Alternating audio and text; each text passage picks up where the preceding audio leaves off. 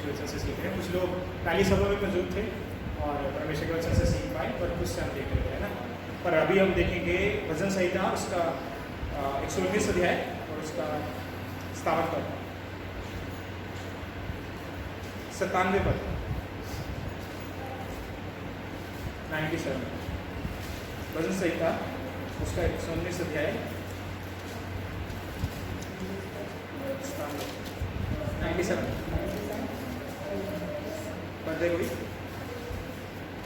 आहा, मैं तेरी व्यवस्था से कैसी प्रीति रखता हूँ, दिन भर मेरा ध्यान उसी पर लगा रहता है। राजा दाऊद कहता है, एक ही वर्ष के ऊपर आज हम देखेंगे भजन संहिता से, कि राजा दाऊद कहता है, आहा मैं तेरी व्यवस्था से कैसी प्रीति रखता हूँ, अर्थात दिन भर मैं इस पर ध्यान लगाए रहता हूँ। आहा मुझसे कब निकलती है? कब निकलती है आहा? वाओ, इंग्लिश में कहते हैं वाओ। कब निकलता है मुंह से? जब कोई सुंदर चीज को, कुछ अनोखी चीज को, कुछ अद्भुत चीज को आप अपने सामने देखते हो, तब निकलता है वाओ। सच है कि अगर आपने कोई चीज, बहुत ज्यादा सुंदर चीज है, आपने पहले उससे पहले नहीं देखी, हो सकता है आपके लिए वो एक ओशन क्या होता है, समुद्र के किनारे जाना और पूरे समुद्र की लहरों को उड़ते हुए देखना, पक्षियों को चाहते हुए देखना, और सूरज की किरणें थोड़ी थोड़ी हल्की हल्की ऊपर आ रही हैं और आप देख रहे हो पानी के ऊपर पड़ रही हैं। पानी के ऊपर पड़ के जो वहाँ का सिनेरियो है, जो मौसम है, बिल्कुल सुंदर है और वहाँ पे बिल्कुल शांति है, और शांति होने के साथ साथ पास में पहाड़ भी है, और उस जगह देखकर आप क्या कहो, आहा वाओ कितनी सुंदर चीज है, मैं यहीं पर रहना चाहता हूँ। कई बार आपके साथ ऐसा होगा ना कि आप कहीं पर गए होंगे और जाकर आपने कहा होगा कितनी अच्छी जगह है, बस मैं यहीं रहना चाहता हूँ, है ना।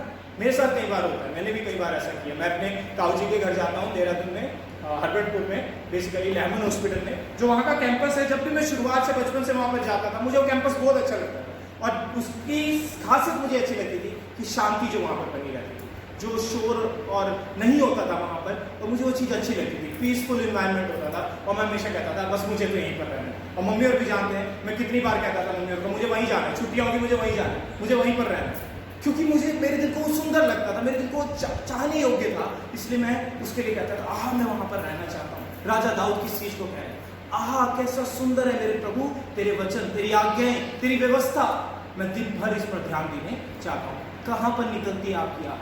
क्या वचन को सुनने के बाद, क्या वचन को सुनने के लिए मेरी आह निकलती है? अर्थात मैं कहता हूँ परमेश्वर तेरे वचन कितने सुंदर है, कितने तायम है तेरे वचन।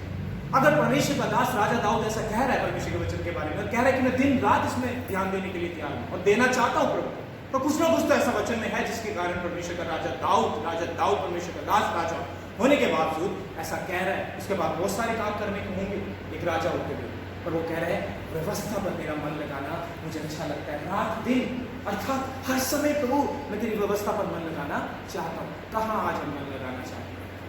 पहली सभा में भी इस चीज को मैं बोल रहा था, हमारा मन अगर एक बार फेसबुक पर लग जाए तो ऐसा लगता है हम, अगर हमें लाइक भी नहीं करना किसी को, कुछ भी नहीं करना, हम ट्रोल करते जाएंगे, नीचे से ऊपर तक देखते जाएंगे, वीडियो देखते जाएंगे, हमारा इतना मन लग जाता है उसमें, एक घंटा चला जाता है। क्यों लग जाता है? क्योंकि उसमें कुछ आकर्षण है, उसमें कुछ खिंचाव है, वो आपको खींचता है अपनी ओर, आप उसमें लगन रहते हो। क्या परमेश्वर का वचन इस तरीके से आपको खींचता है?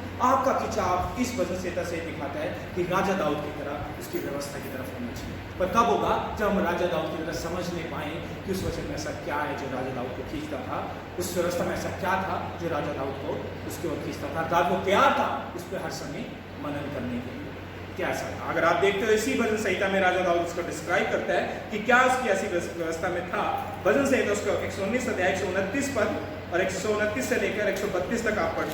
भजन संहिता उसका 119 अध्याय 129 से लेकर 132 तक पढ़। तेरी चितौनियां अनूप है, इस कारण मैं उन्हें अपने जी से लगाए हुए हूँ। तेरी बातों के खुलने से प्रकाश होता है, उससे भोले लोग समझ प्राप्त करते हैं। मैं मुंह खोलकर हाँफने लगा, क्योंकि मैं तेरी आज्ञाओं का प्यासा था। जैसी तेरी रीति अपने नाम की प्रीति रखने वालों से है, वैसे ही मेरी और भी फिरकर मुझ पर अनुग्रह कर। 133 भी पढ़ने। मेरे पैरों को अपने वचन के मार्ग पर स्थिर कर और किसी अनर्थ बात को मुझ पर प्रभुता ना करने दे। हाँ, अब यहाँ पर अगर आपने परमेश्वर की व्यवस्था को देखा हो, कितनी सुंदर तरीके से इसे डिस्क्राइब किया गया है। कहीं पर बोला गया तेरी चितौनियों से, तेरी चितौनियां प्रभु क्या है? अनूप है, अद्भुत है, जिसमें सामर्थ है, जिसमें आकर्षण है, इस कारण मेरे प्रभु मेरा जी इसमें लगा रहता है। कहाँ लगता है आपका जी?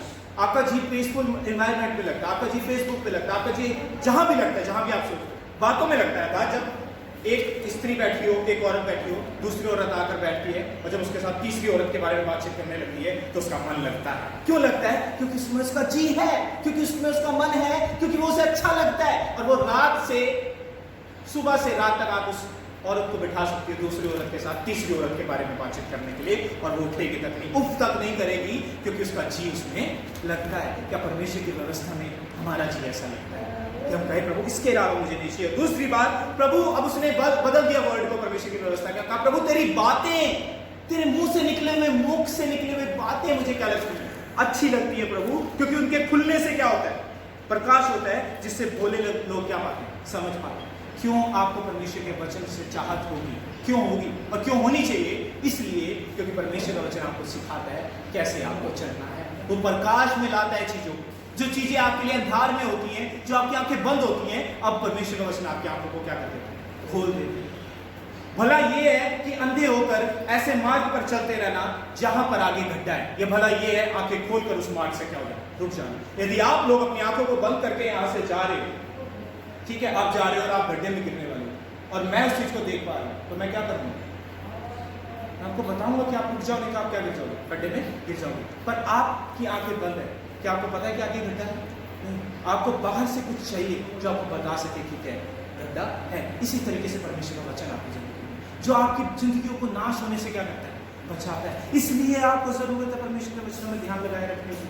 और दिन रात जो परमेश्वर का दास राजा दाऊद यहाँ पर कहता है, इसका मतलब ये नहीं है कि सुबह से शाम तक आपको बाइबल लेकर बैठना पड़ेगा। पर क्या आपकी चाहत है कि आप सुबह उठे तो आपकी सुबह किससे हो? बाइबल से हो। आप जब रात को सोए तो आपकी रात किससे हो? बाइबल से हो। क्योंकि यहूदी मत में, यदि आप इस चीज़ को समझते हो, यहूदी जो जिसमें से राजा दाऊद भी था, वो हमेशा जब भी ऐसा बोलते थे, फिर रात हुई फिर सुबह हुई, तो उसका मतलब वो ये बताते थे पूरा दिन के बारे में। अगर आपने क्रिएशन को पढ़ा हो, फिर रात हुई, फिर सांझ हुई, फिर अगला दिन हो गया, तो उस चीज़ को बताना है कि पूरे दिन को कवर कर देती है ये चीज़। और कई जगह इसी तरीके से लिखा गया, जहाँ पर यहोशू को भी क्या कहा गया है कि ये व्यवस्था की पुस्तक तेरे चित्त से कभी उतरने ना पाए, इसमें दिन और रात क्या रहेगा? ध्यान दे रहेगा। इसका मतलब यही है कि जब तेरी सुबह हो तो किससे हो? परमेश्वर के वचन से, और जब तेरी रात हो तो परमेश्वर के वचन से। ये जो बीच का पीरियड है ना, इसमें अपने आप ही परमेश्वर आपको चलाएगा इसको। क्या जब आप काम पर, क्या जब आप हाथ में मोबाइल लेकर बैठे, क्या आप जब दूसरे से बातचीत कर रहे हो, आप परमेश्वर के वचन को मनन कर रहे हो? कितने लोग जिन्होंने पहली सभा में वचन को सुना, अभी तक अब एक बार भी उस वचन के बारे में सोचा है कि जो आपने सुना था पहली सभा में, कि क्या परमेश्वर का वचन आपसे मांग सकते हैं? ये उसके ऊपर कंटिन्यूली क्या करते रहना, मगन होते रहना। क्यों? क्योंकि परमेश्वर के वचन में सुंदरता है। क्या मैं ऐसा कह सकता हूँ? आहा, मेरे प्रभु तेरे व्यवस्था से मुझे क्या प्रीति है, और मैं इसमें दिन और रात क्या दे रहता हूँ, ध्यान दे रहता हूँ। आगे अगर आप पढ़ोगे तो कह रहा है कि मैं मुंह खोलकर हाँफने लगा, क्योंकि मैं तेरी आज्ञाओं का क्या था? प्यासा। जब आपको प्यास लगती है तो कोई नहीं बताता आपको किसकी तरफ आना है, पानी की तरफ। आपका शरीर अपने आप खींचता है कि आपको परमेश्वर के वचन की प्यास है। ये तभी होगी जब आप उसकी सुंदरता को पहचानने पाए। परमेश्वर का वचन, सबसे पहली सुंदरता जो मैंने आपके सामने रखी है वो ये है कि आपको गलत बातों से, जहाँ आपकी आंखें बंद है वहाँ पर आपकी आंखों को खोल देता है, ताकि आप नाश के गड्ढे में ना जाए। दूसरी बात जो परमेश्वर का वचन आपके साथ करता है वो ये है कि परमेश्वर का वचन आपको बताता है कि आपके जीवन में परमेश्वर का महत्व क्या है। नहीं तो बहुत सारे लोग हैं जिनके जीवनों में परमेश्वर का कोई महत्व नहीं, अर्थात उनके लाइफस्टाइल में परमेश्वर मैटर नहीं करता। वो ये बोलते हैं कौन है परमेश्वर, हम जानते नहीं, हमारे लाइफस्टाइल में कोई मैटर नहीं करता, हमारे लिए परमेश्वर हम खुद ही हैं। और उनके जीवन कैसे हैं आप देख सकते हो। जहां परमेश्वर नहीं है ना, वहां पर अनैतिकता ज्यादा होगी, क्योंकि जहां परमेश्वर है वहां पर वो अनैतिकता होने नहीं देगा, क्योंकि परमेश्वर हमेशा उसे सिखाएगा कि अनैतिकता क्या है, गलत है।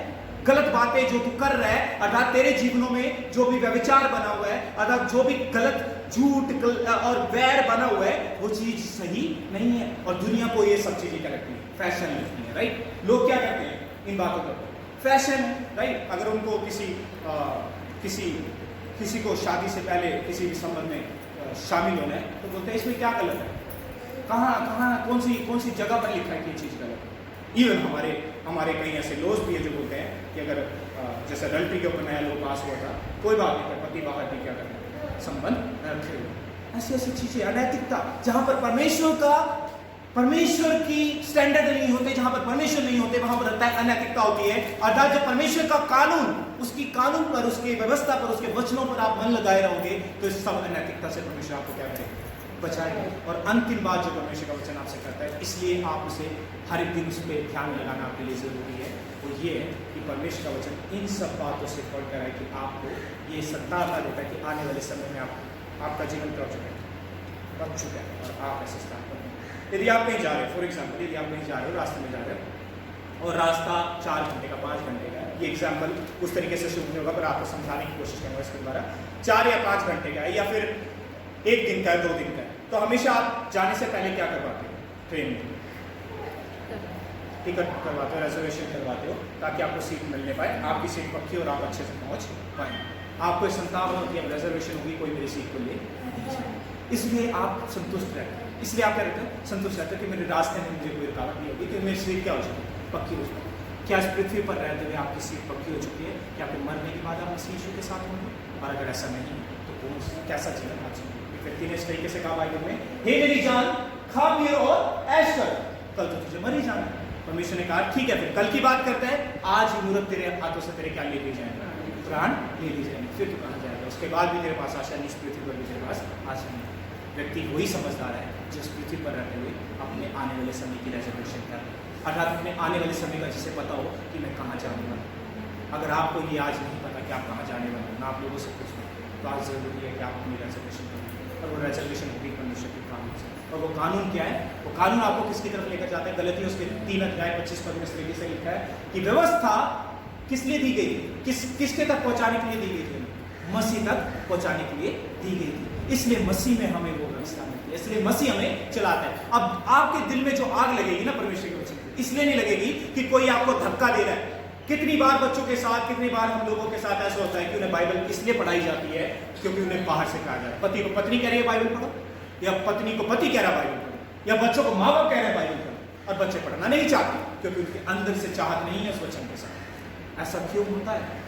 इसलिए होता है क्योंकि ना ही पति इस केस में मसीह यीशु को जानता है, ना ही पत्नी जानती है, इसलिए उसका लगन परमेश्वर के वचन से। हो सकता है आपके बच्चे भी नहीं जानते, इस कारण परमेश्वर से, इसलिए उनके जीवनों में हर प्रकार के उलझाने वाले पाप होते हैं जो बर्बादी में उन्हें लेकर जा रहे होते हैं। इसलिए उनके जीवनों में नैतिकता आ जाती है क्योंकि उनके बीच में परमेश्वर नहीं होता, क्योंकि उसकी व्यवस्था पर मन नहीं लगाते। इसी कारण उन्हें कोई निश्चय नहीं होता कि कहाँ जाने वाले। आप कहोगे बच्चों की समझ नहीं है, बच्चों को कैसे समझाएं स्वर्ग के बारे में? ऐसा नहीं है, आपने शायद उनकी समझ को छोटा सोच लिया, पर मैं एक ऐसे बच्चे को जानता हूँ जिससे सिर्फ इतना कहा गया था, उसके पापा ने बोला कि तुम स्वर्ग जाना चाहते हो? उसने कहा हाँ। उसने पहले बोला स्वर्ग क्या होता है? उसके पापा ने कहा ठीक है, अभी मैं आपको बताऊँ। उसने उसके पापा ने बोला कि आप स्वर्ग जाना चाहते हो? उसने कहा स्वर्ग क्या होता है? उसके पापा ने उसे डिस्क्राइब किया जहाँ पर आपका परमेश्वर होता है। साधारण तौर पर आपका परमेश्वर होता है। परमेश्वर कौन होता है? परमेश्वर उसे समझाया, परमेश्वर वो है जो हमें रोटी दे रहे हैं, उसके तरीके से उस बच्चे को समझे, जो हमें रोटी दे रहा है, जो हमें सब कुछ दे रहा है, हमारी जरूरत होगा हर समय हमारे साथ है। अर्थात उसने अपना प्रिय प्रभु यीशु मसीह भी, अपना पुत्र भी क्या कर दिया? दे दिया। हम उसके साथ होंगे कल, और वहां पर सब आनंद होगा, हम उसकी स्तुति करेंगे, कोई भूख नहीं लगेगी, कोई प्यास नहीं होगी, हम वहां पर होंगे। उसने छठते पता क्या कहा उसने? पापा मैं वहां जाना चाहती हूँ। उस लड़की ने यही कहा। और हम आज बच्चों की समझ को क्या करते हैं? छोटा समझते हैं। हम कहते हैं ऐसी बातें बच्चों को क्यों बताई जाए? अगर आप ऐसी बातें बच्चों को बता दोगे ना तो उसका जीवन सुधर जाएगा। पर आज हम अपने बच्चों को बताना नहीं चाहते। हमारे बच्चों को भी कहने की जरूरत है, जैसे राजा दाऊद वज़ूर से उसके 119 अध्याय उसके 57 पद 97 पद में इस तरीके से कहता है, आहा प्रभु मेरा मन तेरी व्यवस्था को कितना प्रसन्न करता है। अर्थात मैं पूरे दिन भर दिनों रात उसमें क्या लगा सकता हूँ? ध्यान लगा सकता हूँ। बच्चों को भी ऐसे कहने की जरूरत है। पिक्चर पिछले दिनों मेरे व्हाट्सएप पर आई थी, जिसे मैं आपको समझाना चाहता हूँ, उसके साथ हम खत्म करेंगे। एक बुजुर्ग बैठा है, दादाजी और एक बच्चा है। दादाजी से बच्चा पूछता है, उसका पोता पूछता है कि दादाजी जीवन का मतलब क्या है, जिंदगी का मतलब क्या है? तो दादाजी जो बूढ़े हैं, काफी समय के हो चुके हैं, उन्होंने उससे इस तरीके से कहा, बेटा जिंदगी का मतलब है यीशु मसीह को जानना। अब इस बात को समझ, उसने पूरी उम्र बिता दी है यीशु मसीह को जानते रहे, उसने पूरी उम्र बिता दी, शायद 60 साल 70 साल का हो, तब भी वो उस उम्र में आकर क्या करें? जिंदगी का संपूर्ण कर्तव्य यही है, मकसद यही है, यीशु मसीह को जानना। यानी वो कह रहा है कि मेरी पूरी जिंदगी बीत गई, आज भी मैं बचपन से लेकर यीशु मसीह को क्या करूँ? जानना। इतनी गहराई है यीशु मसीह, वो उस समुद्र के समान है जिस समुद्र की गहराइयों को आज तक लोग नहीं आ पाए। अरे उससे भी गहरा है, समुद्र की ना आज लोग गहराई नहीं ना पाए, परमेश्वर तो उससे भी गहरा है, यीशु मसीह उससे भी गहरा है। प्रत्येक दिन आपको यीशु मसीह के बारे में कुछ सीखने को मिलेगा। प्रत्येक बच्चा जो आज उसकी व्यवस्था को इस वचन पर ध्यान रखना है। 66 बुक्स इसमें, 66 बुक इसमें, मैं पहले भी इस बात को कह चुका हूँ। कितने लोग ये पढ़ लेते हैं कि 66 बुक से मैं यीशु मसीह को जानना चाहता हूँ।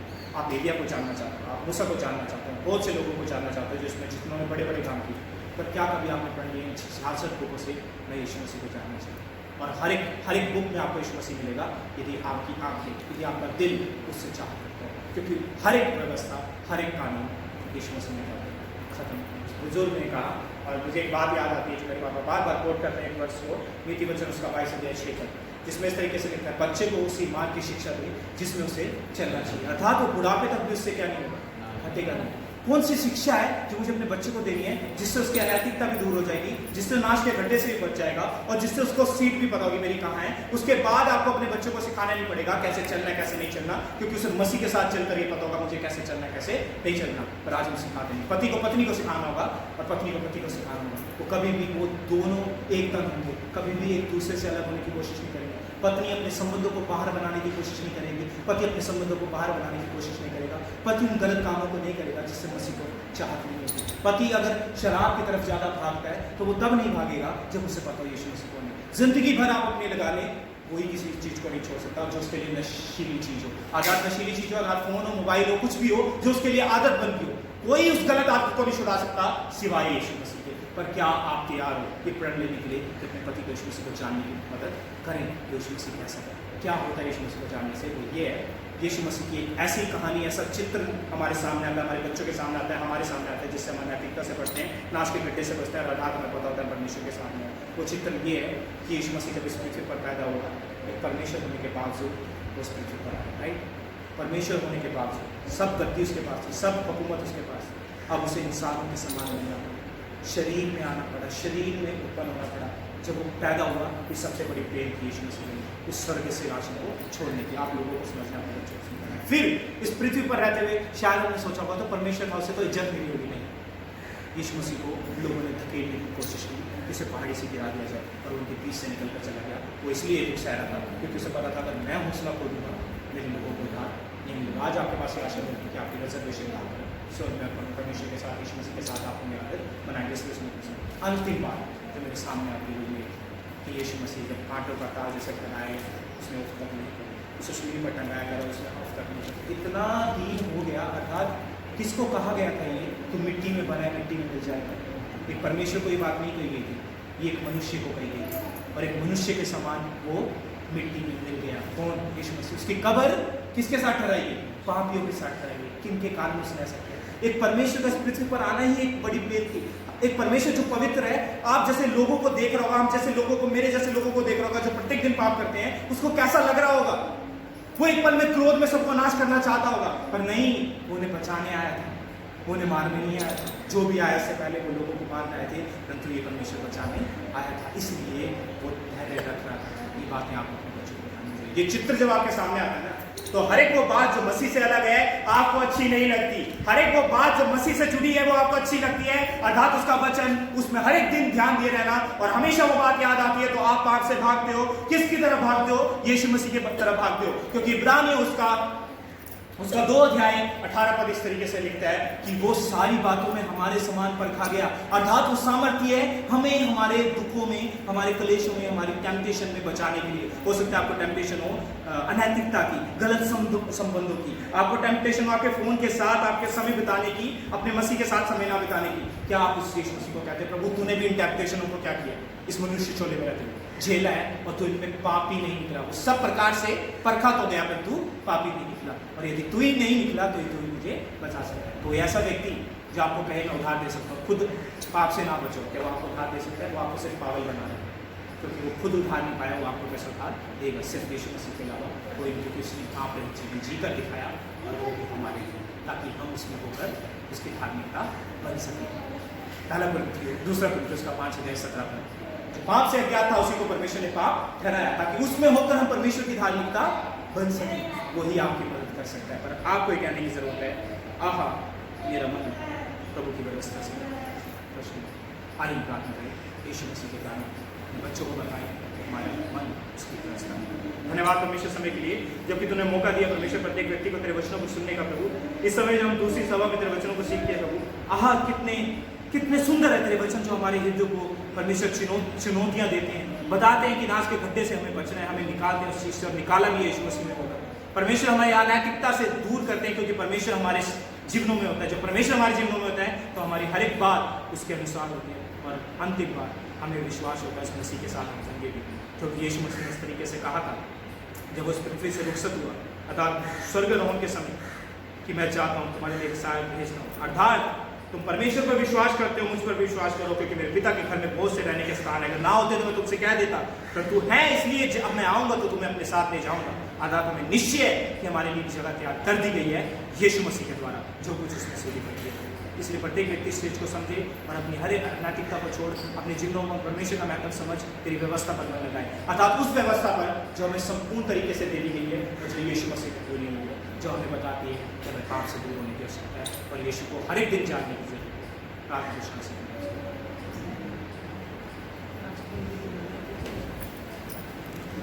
लास्ट में भी